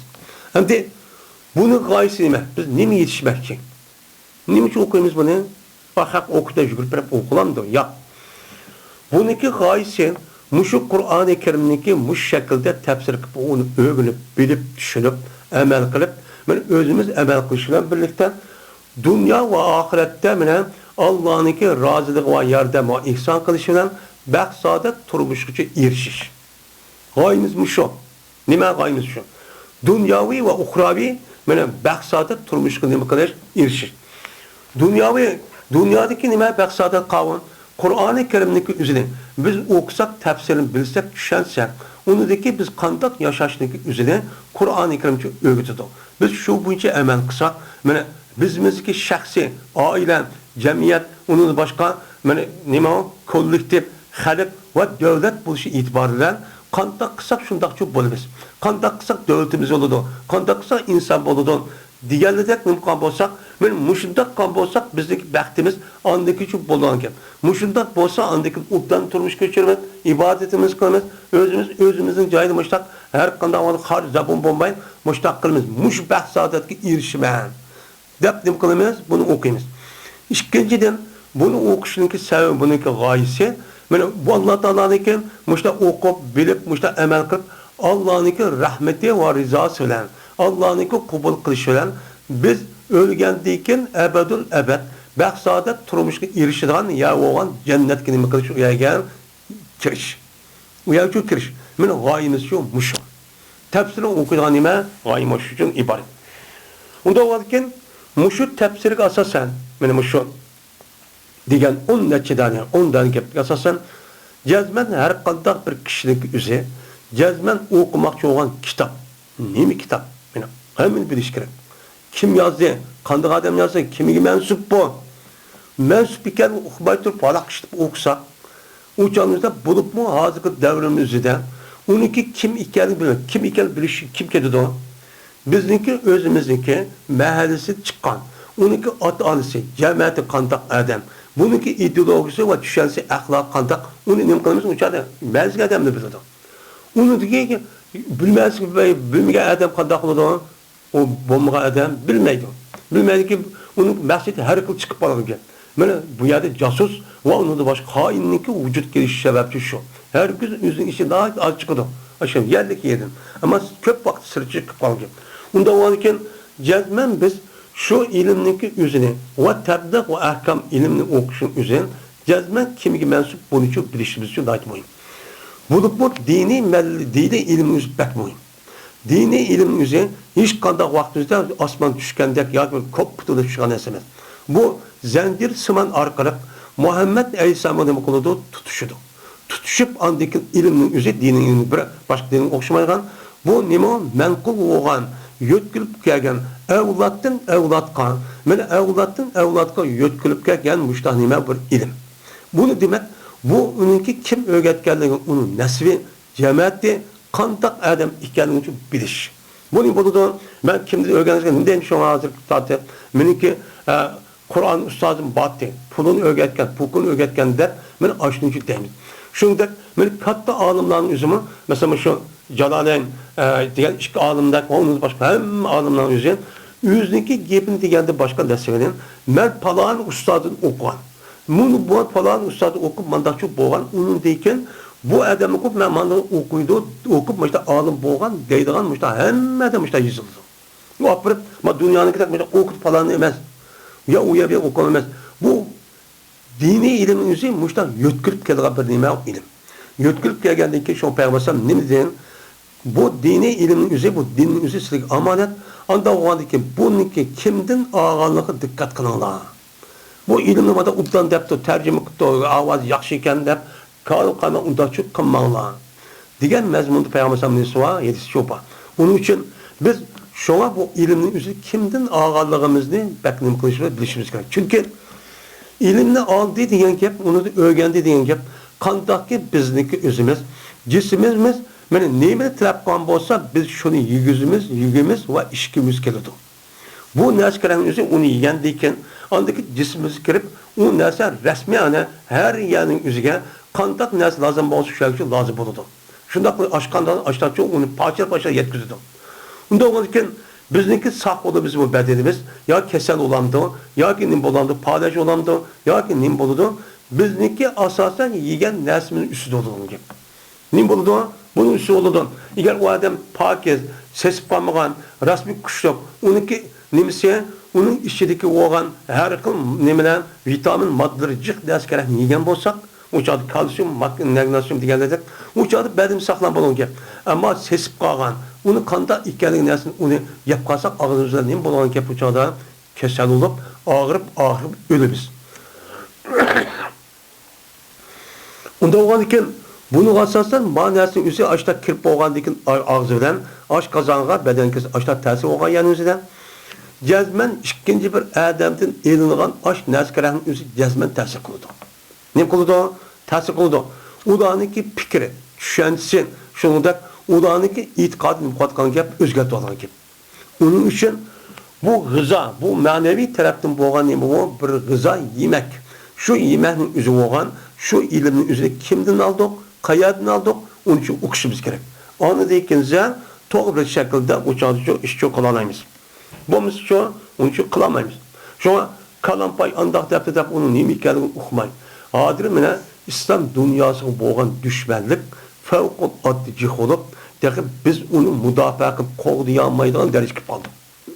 Bular her yerni o'qib ketdi, her maqsaddagi, her toifa, her xil insonlarning o'zi, her xil jamiyat, kollektiv va davlatlar o'zi ashtaqcha kirgizyapti. Kirgizishimiz yo'q. Hozir nima? Men taraqqiy qildi deb qilayotgan hozirgi tor dunyosining o'zidan ajoyib o'ltiriblar. Aşağı yiziplar. O buradaki adam evet, bayat bir minç adam evet, ya setiyot başta qildi. Hozir şu ajoyib o'ltiriblar. Ya televizyon, ya ki internet, ya ki top, mushundaq qilish orqali shundaq gapni deb bersa, chiroyli shaklni qo'yib, bismillah deb, ondaki bu adam qilmagan bilan necha adam nima deb ishga chiroyli gapni qildi. Şu gapning ichidan ya ish gapni ubdan gapni qilib qolganini qildi. Maqsadi boshqa bir narsa. Uni fikrini va tushunchani buzish. Men mushtaq qilgan bir davr demokratiyamiz yaşavatımız. Onun için şuna dinning o'zini bundaq bir mevhum dünyada eriştin. Nima o? Nazar eleştirmek kerak. Amal va özümüz yenimizni tanıydigan, biladigan, shu o'qidigan jamiyatning o'zi qanday ekanini buning uchun bilishimiz kerak. Ondan buni erishimiz kerak. Ondaki to'g'ri yo'l uchun maqam bo'lamiz. Bunun için dikkat çok kerak. Endi tafsir va tercüme degan gapni bildik. Uningdan nima uchun deganlar bu mazmunning üstü to'xtaldik. Anda o'g'andiki biz o'qimoqchi bo'lgan tafsirning ismi Tafsirul Jalalayn. Tafsir deganni bildik. Ham nima tafsir qilmoqchi Qur'oni Karim ma'lum darajada qisqa bo'lsa bu mazmunni nima qildik, uning o'zidan to'xtaldik. Endi Jalalayn. Jalalayn degan nima? Jalalayn degan jalolatun degan gap bo'ladi. Jalolatayn demak, jalolayn deydi. ikki büyük alimninki tefsiri deb nom olgan. İki büyük alim. Bu iki büyük alim kim? İki. Şu iki adam Kur'an-ı Kerim'ni nima qilgan? O'xshash tarjima qilib ekan. Birisi Kur'an-ı Kerim'ni elhamdülillah tefsir qilib, uni dekin elhamdülillah sura Kahf'den başlab va Nas kelib bo'lgan orliqda bu tefsirini çoğu qilib ekan. Bu tefsirini çoğu deb qilgan, uni qilgan. Mana bu adamning ismi nima? Mana Al-İmam Jaloluddin. Bu adamni Jaloluddin deb nom etgan. Dinninki eng büyük adamı, ulug' adamı bu odam. Bu adam ise Muhammed Ahmed ibn Muhammed'il Mahalli deb nim qilgan otliq adam ekan. Bu adamniki soya kuni sifati olsa Jaloluddin. O'ziniki ismi olsa Muhammed, otli ismi olsa Ahmed. Bu yine Muhammed'in o'g'li ekan. Bu Mahallatul Kubra devatkan Mısır'niki Kahire şehirde yaşaydigan Mahallat Kubra deb çoğun bir mahalle var ekan. Şu yerda tug'ilib cho'g'gan adam ekan. Bu adam hammadan bilgan ot bo'g'si zot ismini bilib. Mush adamniki tafsiri cho'q bu. Nima u? Mana bu adamniki sura elhamdülillah o'qitgan, undaki bu adam qanday bo'ldi? Shu yili ko'rishar Kahfdan boshlab va Nas'gacha bo'lgan orliqda men mush adamni o'zi tafsir qilib ekan. Shu birisi mana mushundan nima iborat. Endi bu adamın üzerine şu devrin üzerinde en katlı alim, takva, muttaki, salih, yakşin, ilim kabiliyeti fevkul adda, yukarı seviyelik olan alim dep nam ağan nime o bir adam. Şu an bu adamın isminin nime dep atıgan Jaloluddin dep şu nam ağan adam. Dinin nime kat adamı bu. Dep şu müştahnim ağan. Bu Jaloluddin degen gapning üzerine uçuk jönüm kılmaydı o, ilmay. Bu adamın üzerine şu Mısır'da şu dünya kelgen bulup, dünya kelişinin üzerine bu adamın üzerine 791 yılı hicretlinken dünya kelgen adam. 791 yılı menip toğulup bu adamın üzerine 864 yıl 4. yılı hicretlinken dünya düşü kelgen adam. Yani bunun den 700 yıl burun, yani 600 yıl burun dünyada ötken adam. Dünyada imkanı adam, ötüp kelgen adam. Şu devrin üzerinde bu adam nait katta alim bulup, men aşağıda hem adam onun ilmisi kabul kılgan, muştaq bir çok adam eken. Yani bu adamdaki yazgan, bu tefsir Jalaleddin başka yine nait nime o, cık kitaplar var. Şu kitabın içinde en meşhur olan kitap, men tefsir Jalaleddin divatkan kitabın özü şu. Onunki işkilsin, Jalaleddin Abdurrahman ibn Ebu Bekir Suyuti diye alim eken. Yani bu adam mı? Yani bu Suyuti deydi, Suyuti'den meşhur kendi kitabının üzerinden. Yani bu adamın üzerine Jaloluddin deb namçu ettiken. Ne mi der? Jaloluddin. Dinninki uluk adamı deb oşan nam ettiken. Bu adamın ismi Abdurrahman bulup atısının ismi Ebu Bekir ken. Bu adam Suyuti. Yani Suyuti diyen gap Suyuti'lik adam. Mısır'nınki Suyuti yani Asyut yani Asyat mı deydi ona hazır devrimizden. Keyinki devrimizden Muhtemelen Suyuti deb nebşi nam ettiken. Yani Mısır'nınki aşağıda üstüde, aşağıda toğulup çoğun olan hem adam bunu Jaloluddin deb nam ağan, meşhur olan, hukumluk olan bu adamın özü şu vaqt özüden o adamın alim deb, ölüm adab kubul kılan, makbul olan nime o adam. Muş adam düşünümse tefsir ikincisi şu. Hem bu adamın özü tarihi hicretin 849 yılı toğulup diken. Suyuti diyen şehirde Mısır'ın. Toğulup 911 yılı şu adam aşağıcı vefat olan adam. Böyle bu kitabını tefsir kılan adam üzerine böyle şu vakit üstünden makbul olan adam o adı bütün adrak şu vakit üzerinden madem yani Abdurrahman Jaloluddin Muhammed diye adamın üzerine tefsir kılandıkken onun diken bir neticel ağırlık ötüdü. Onun diken anlık Jaloluddin Suyuti rahmetullahi aleyh o Jaloluddin muş adamın ki tefsirinden ne kılay? Tefsir kılay. Dep anlıkken aşo Jaloluddin aşo yelken mahalli olan adamın üzerine tefsiri kandak olan bolsa şunu aynen okşutup açtığım kan bu adam tefsirçi kan. Açtığım kan tefsir kılırken. Bu adamın tefsir kılışın Sür Bakır'dın Sure İsra'nınki ahire kelip müştaçı tefsir kıldıkken. Hem bu yılki sure Fatiha bilen bu sure Kehb'den başlap Vannas kelip boğan ağırlıklı tefsir kılıp bu adamın şuca kandak katı aşağı tefsir kıldıkken. Kandikin bunu tamamlap demet dua vaxtıda bu adamga ölüp gitdikken. Onundaki beşini tefsir kılışka bu adamın vakti yetmedikken. Bu kimi? Celaluddin Mahalli diye adamniki. Yani onu dikken hem de bu Celaluddin Abdurrahman Ebu Bekir Suyuti diye adam üzerine dünya kirip bu katlı bir adam. Bu İmam Suyuti'ninki İslam dünyası yazılıvakan kitabının üzerine aitecek. 500 mu? Şunda etraf kitap yazılır. Bu adamın üzerine hem fikir-şunas, hem usul-şunas, hem nehvi. Bu yani nehvi deyimiz, serp deyimiz, balagat deyimiz, zade hadis deyimiz, usul hadise bu adam hem dersin üzerine kamil, mükemmel, yukur ders yetkenliğine adam. Hem adam bunu şu vaxtınızı kubul kılga adam. Bu adam şunda olup bir mezgil açta balı okut baştakıp onundaki 40 yaş kirgendeki resmi kitap yazıp düşüp. Şu vaxtınızda ben emir urmala çoğun katta bayvaşıyla aşikayga vaxtınızda soğuk adiye binası ekirip bu adam bunu kubul kılmaydıkken. Yapın anmayım ben de. Böyle aşındak kılışı araka bulan ben aşındak dini hizmet çok kıtıkken. Kanço adam bu. Ben bu adamın üzerine 849 yılı dünya kirip 911 yılı vefat olgan nime o adam. Ne buludu? Vefat olgan adam buludu. Yani bu adamın hayatı 64 yaş etrafıdır şu. O adamın hayatı 70 yaş etrafıdır. Muşundak mene aşındak nime kırıp kitap yazıp kaldığın bir adamlar bu adamın yüzdeki muş hayatı da bizim okutkan bu adamların kitabı muşu. Unudum başkan bu Celaluddin Mahalli ve unudum başkan Celaluddin Abdurrahman Ebu Bekir Suyuti diye adamın nacik nimeler var meşhur yeni kitaptır çupa.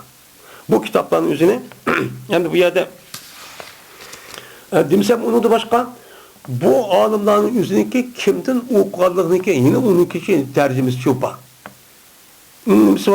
Tercümesi var. Mesela Celaluddin Muhammed el-Mahalli diye adamımı şu devrimizde yani günümüzdeki olan en meşhur olan adamlardan okutken ustazı. Ulan okup nacik alimlerden okutken. Cik alim okutken. Şöyle de bu adamın üzerine her bir ilimni bir alimde okup meşhur onu da okup bu ilmi bunu da okup meşhur olan adam. Bu yani demek bu adam ilimni kimden aldı? O alim bu. Çünkü ilimni ağan adamın üzerine ilim oku adamın üzerine ilimni kimden aldı pek mühim. Çünkü ilimni ağan şu adam üzerine o nime bolsa vücudun üzerine o adam şunu beragan. Belgendeken onda olarken o adamın tefsir bunun bolgan kep uçağımızda bunu uçağın özü işi dağın kep otomatik aletten. Şu adam kürvatımız uyabiyada okuyan ballı bilen her bir yani okuyan adam ballının kelimesi asası yani okşaş olsun bazı tarafından okumaydıgan kep okşamaydıgan kep. Okşamay o adamın şu anki fikri asas kalıp yani bir yerde okşamayağınınkinin yeni bir yani ayağınınkinin işte çok kullanılan kep.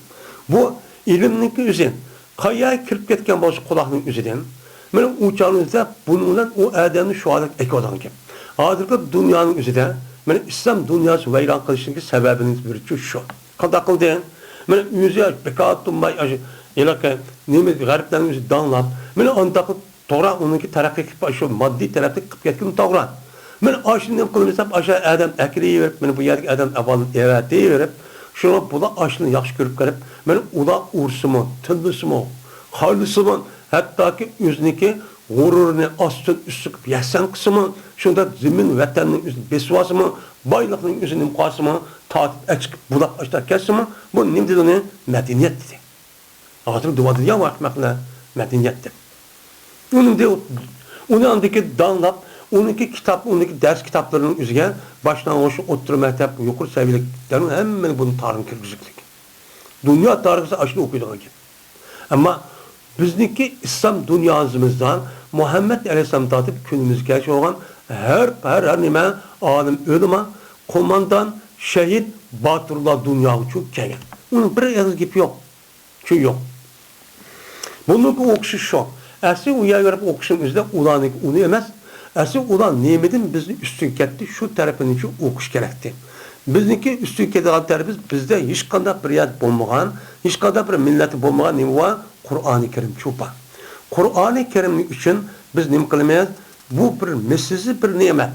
Bunuga ait olan narsa bu yer tepildi. Zaten bizim itikadımız, ahlakımız, ibadetimiz, düşüncemiz, fikrimiz ve biznikin nemi taraftan, nemi yaxşı görüp görmezsin bunun için belgelendi. Biz o netçi yüz hesap bizde nime o bizi onlardan yukarı.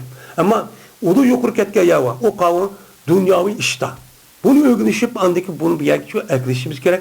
Bu canlıda ayağlar öğrenişi apırıp, dinini tınlap apırıp, dinin üstünde Müslümanlarını harlap, kılıdığan uyak verip pekat tutmay, aşı vakrap, cakrap, aşı kuş kaçtak, aşı sayıraydıgan naadet kessek çok bulmaydı. Bu nime o? Bu doğru çok emez. Mene mesela Jalaluddin Muhammed el-Beheli diye Adem'deki bir usadır varken. Şunu da Allame Burhanuddin İbrahim Ahmed İsa ibn Süleyman ibn Selim Misri deydiği Adem'ken. Bu Adem'deki üzü tarih hicretteki 850-35 hicrin dünya gelgen Adem'ken. Yeni birisi aldıyken Kadil Kuzat dep atılıp geçiyor Mısır'da. Kadil Kuzat dep Şemsüddin Muhammed Ahmed Osman ibn Nuaym Muhammed Hasan Amil Besati diye Adem işte okutken. Bu şu ustada okutken. Şunu da Jalaluddin Abdurrahman Abu Bekir Es-Suyuti rahmetullahi aleyhi'nin yine bir kanki nimeler okutken, ustadır çok okutken. Bu adamın ustadır hakikaten. Biz adır darıkça okuduğun işte ustadır çok boğan. Bu adamniki asli bu yılki bu Jalaluddin Abdurrahman Abu Bekir diye Adem Suyuti, İmam Suyuti'nin tercümanı bir acayip bir nimet. Bu adamın yüzü atısı şu 5 yaş vaktinde ülüp gidip onu yetim kalırken. Yetim kalıp şunlardan uçanıda katta alımlarındaki koluda benim mayada deydi o. Şu katta alımlarındaki yine bir Celalü Mehaldi Zeynul Akabi digeydiğin müşnapır bana için meşhur alımı var. Onun kitapları madır meşhur. Şu adamı okup bu balın üzerine 8 yaş kırıkışa Kur'an-ı Kerim yatıp öptüken. Bu adamın üzerine.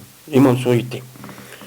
Şunu da bu adamın üzerine şu 7 yaş şu 5 yaş kayret çoğulu diken Kur'an'ı şu vaktizde hem yad yapılı diken müşnap çok edemken.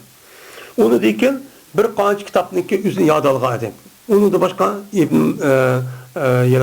İbn Malik'deki El-Piyasin şurada İmam Beyzavi'nin Minhac deydiğin bir kanç kitabının üzerine ve 7 kitabını yad yapıga edemken. Bu adamın üzerine kitap yazışıp onu da 40 yaş kirga vaktinde andaki başkalarının resmi dünyada ayrılıp andaki kitap yazış ve ibadetten meşhur olan müştanim iken o adamken.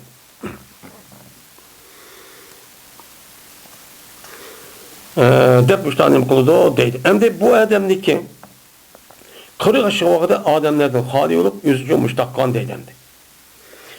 Bu adamdaki El-İtkan fi ilmi Kur'an deydiği bir kitap var. Mimam usulü tefsir doğrulukna meşhur. Onu da başka bu adamdaki yine meşhur olan İhtimam-ı Dirayen ve Kıraat-ı Nikayen dediği bir kitap var. Ve onu da başka Ed-Durrul Mensur fi tefsir bil Mehsur dediği ayrım yazgan bir tefsir kitabı var. Şunu da yine tefsir Celaleyn bu var. Müştahnimeler var. Katta kitaplar var. Bu adamın üzerine. Yine İshab-ı Mebde fi rical muvatta ve eşya ve eşba ve nazaif dediği meşhur bir kitap var. Bu adamın yüzüken. Elfiye dep nehvide müştahil isim koyan bir kitap varken Peride dep isim kutken. Diğerleri de Tarihul Hulapa ve Husn Muadire fi Akhbar Mısır ve Kahire dediğin yani cık bir kitabını yazgan meşhur olan bir adamken.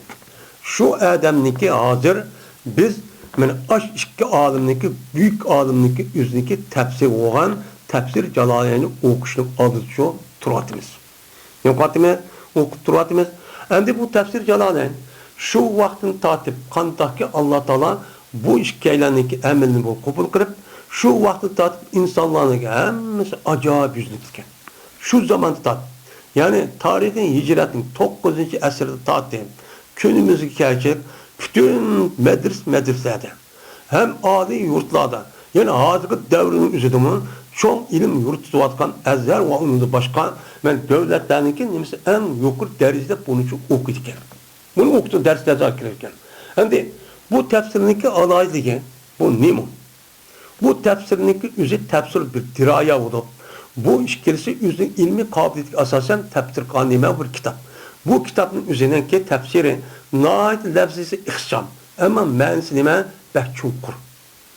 Lafzi şunu da kıska.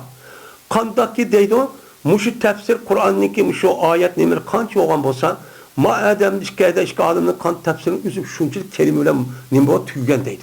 Şehirlerin şunakkan tüygen, muşudan maslaştırıp diken. Yani onunki tefsirindeki üzeri bek kısk olup, uçağında cık böyle ilmi kabiliyeti olsun düşelmedikken. Düşelmegendiyken kıskı müddette cık eğer bülüp işte okusak Kur'an'ın tefsiri asaslı okanda kalıp gereken. Men muşundak boğanlığı için bununki tefsir, bu tefsirin üzeri kalıp oturursa men muşundak makbul buluşun sebepçi o muşiken. Muşun deme ibaret. Şu an bizim vatanda olsun, mesela İslam dünyası olsun, bu tefsirini mesela deskip okumaydıgan bir yerçi yok. Hem onu hürmetlep, onu alayda itibar almaydıgan yerçi yok. Hemmisinin deydi o tefsir calayını okuyamaz, anı konusu mandat degen, ondan deydi. Mene muşu itibarla bu tefsir calayınıge yizivatkan yin bir kan şer'i var. Bu şer'i nacihken 15-20-30'da şer'i varken.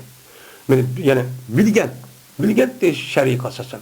Bunu bazı şavaşi dep atayken, bazını izah dep atılıp da yani el-izah vel beyan ala tefsir Celaleyn diyelde kaçta mezmun. Yani muşundak bir minçe yani tefsirul Celaleyn'deki şer'i kılıp havaşi izip hem onu bayan kılıp izahlap muştakkan en cık kaçta nimelavakken tefsir kitapları bakken. Bunun içindeki en meşhur Maliki mezhepteki olan Es-Savi deyilən bir adam var. Şu adamın üzerine haşiyetü savi dep atıldı. Şu adamınki yazılgan tefsir Celaleyn tefsiri nima o? Nait bekçum, bek paytlık, bek mühim. Müşahede çok karaydı. Ondan sonra tefsir Celaleyn muşundak mertebege nime ege. Şimdi biz hem tefsir Celaleyn okuyavaktızda biz hem de tefsir Celaleyn'in üzerine şu adamın üzerine çıkardın. Şu yıllık ayetimiz kandak tefsir kıldın. Tefsir kandaki bizdeki şunu uygurçalaştırıp anladık ki halkımızga ve okumuş kişilerin üzerine bunu nimkalımız, onu deyimiz. Diğerinin üzerinden bu yerde hiç kadar vaktinde bu adam masum emas diye olmaydı. Onun için her kanda bir gap çıkıp geçişe doğru olması mümkün.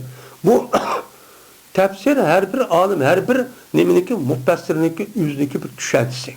Şunda ilmi istidal, ay 10 neçpen, 12 pen, 10 neçip boğan deyken, yüzdeki takvadaki ve sadıklığı itibardan, yüzdeki Kur'an-ı Kerim'deki məlum ayet, ya ki bütün Kur'an-ı Kerim'de her bir ayeti kandak düşendi, kandak bildi, kandak eminleştirdi, şunu kartıp, yüzdeki aş fikrini şu yerden boğan, yazıp boğan bu tefsir oldu. Bunu buldu, tefsirci buldu. Tefsir olğan deyken, bizdeki bunu kılışın üzerine o tefsir. Bu yerde tefsirin üzerine anlap koyuş, ya ki bilip koyuş emez. Bununki bilen İslam dinimizdeki gayrikiler bilen ikisi oturup perki kağılarındaki nezariyi o emniyet bulmagan olsun. Lakin İslam dinimizdeki ilimin üzerine emniyetten okşaş. Eğer o nezkelerin üzerine o adam bilip koyup emniyeti o bulmagan olsun. İlim de bir saklanmaydı. Ondan sonra biz bu tefsirin okuvasıda nemi dediği Allah Teala aldı bilen bunu kılışmış. Çünkü bizim mescidimiz muşuda okuş doğru bir şekilde bilip şunu biz nim kılımız onu vasıf kılımız şunu tefsir Celaleyn'i okuymayız. O kandaki şundan bu adamın tefsiri makbul olgandayken bunu bilip pişirip emel kılsak Allah'ın rızalığı olan onun neçidanı nim var aşağıda kılıçtığı işlersi var. Biz bunu bulduk. Şunun için bunu için bilip şunu maksat yetmek için Allah'ın rızalığı dünya ve ahirette biz hazır bu dünya har kaldık. Bunun da birden bir kurtuluşun sebebi ne? Kur'an. Siz Kur'an'ı doğru düşürüp emel kısıl andaki bu işleci vücut keltiralaysınız. Eğer onu hata düşürüp, onu emel kıl, onu mısınız uçağınızda, bununki akıbeti müşahede en ağır derececi buludu. Onun için biz şu an bu tefsiri müşahede şekilde, müşahede maksidimizde mukaddemiz, okuş aldığı şu tırvatımız. Ben okuş aldığı müşahede durup, ben Allah'ın rahmetine ve rızası irşip, o dünyada mı, yani Allah'ınki rahmeti ve inamı ve ihsanını kılış, ona kiriş. Hem de bu tefsir Celaleyn'in yüzü, bazı ölümaların yüzü, bunun içinden yani bu Eş'ari de biz kitap okutmuşuz ya. Eş'ari mezhebiga oid bo'lgan mushtah bir narsa deganlarda mushtah bir tarqitlar bor. To'g'ri, uniki tarqit qilgani shu o'tganda. Biz endi Shariy aqoid Nasaviyni o'qigandan shu vaqt shuda degan. Endi hozir kunga berib, hozir undaqkan, mundaq tafsir qilgan ekan. Ha, siz hozir bundaq vaqt o'zidan siz uniga uçkushib baxmadingiz. Siz faqat shu yerda yashabla, unidagi fikri ixtilof. Shunda dushmanlarniki qanday fikr, qanday tushani yig'in inim qotganligini uni qo'g'daydi deb siz harakat qilmadingiz. Onun için tüzeyme diye bir hareket kılmadınız. Fakat bilip alamen hep aldınız, nerede ukaldınız. Ukaldınız, he, ben dakikte siz bulmaydı. Sizin aşırı vaktinizden, benim Mu'tezile, onun başka her kıl azgın fikir, başka dinleyikli kişiler olan olsa, uçağı dinleyikli kılısı uçağda, siz mi kan dakiklimizde aşırı, o kançiki adamlar, cemiyet alışıp ötken vaktinde anı bunu yol kıldıgan ki. Bunlarınki hayatı şundaktı, aşırı kalık ötüdü. Adıp çoğun, bir yer kirib kelsa o'tirgan gap. Uni bu gap ushqashmagan ekan, ha shuni mushtahkam deydigan gap. Bu ahli sunna vel jamoa men Ash'ari va Maturidin iborat bo'lgan ikki mazhabniki ikki odamning ustiga qurilgan. Ikkisi katta bir ne'matli olimdi. Buning için faqat ikkisi emas, yine ikki natijamedin inson bor. Shuniki umumiy fikr. O'sha ikkisini o'tirgan ixtilof nayt az, hammasi o'xshash. Lekin atılışlarda atapatadi. Sharq tarafda men Şarkı taraftaki Müslümanların Maturidi, Garip taraftakiler olsa, Arap dünyası olsa, Eş'ari dep ataldı. Ve ahir davana elhamdülillahi Rabbil alemin.